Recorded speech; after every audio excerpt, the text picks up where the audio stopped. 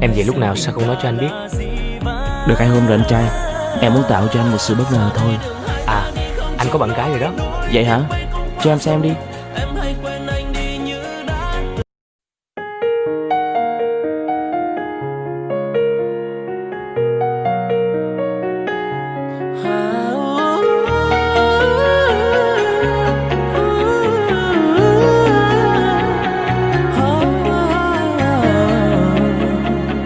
Cô nhắm mắt anh bước đi thật nhanh, xóa hết quá khứ em và anh, dẫu cho xót xa mấy cũng đành. Vì bao lời em đã hứa, anh chẳng còn tin nữa, ta không thể về lại như lúc xưa. Lúc anh khốn khó nhất em ở đâu, đã nói mãi mãi luôn vì nhau, nào chỉ anh với nỗi sầu. Giờ thôi ngày vui đã hết, ân tình này đã chết, em hãy xem tình ta là dĩ vãng. Giờ đây đường hai ta không đi chung lối, nỗi tiếc mấy cũng qua rồi, em hãy quên anh đi như đã từng. Về với hạnh phúc bên anh, về với tình yêu em tròn, nhớ thương trong anh đã chết. Dù cho giờ đây em đi anh đau đớn, nuốt nước mắt trong âm thầm, nhưng anh không thể quên bao lỗi lầm.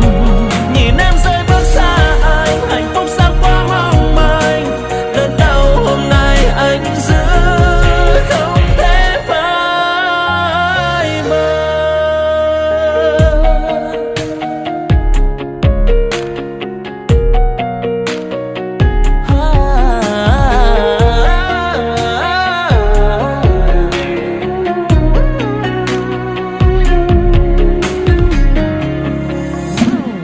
Cô nhắm mắt anh bước đi thật nhanh, xóa hết quá khứ em và anh, dẫu cho xót xa mấy cũng đành. Vì bao lời em đã hứa, anh chẳng còn tin nữa, ta không thể về lại như lúc xưa.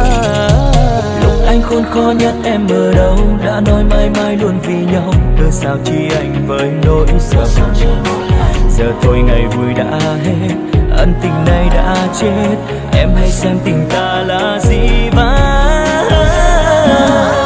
Giờ đây đường hai ta đi không chung lối, nỗi tiếc mấy cũng qua rồi, em hãy quên anh đi như đã từng. Về với hạnh phúc bên anh, về với tình yêu em tròn, nhớ thương trong anh đã chết. Dù cho giờ đây em đi anh đau lắm, nước mắt rơi trong âm thầm, nhưng anh không thể quên bao lỗi lầm. Nhìn em rơi bước xa anh, hạnh phúc sao quá mong manh, đớn đau hôm nay anh giữ.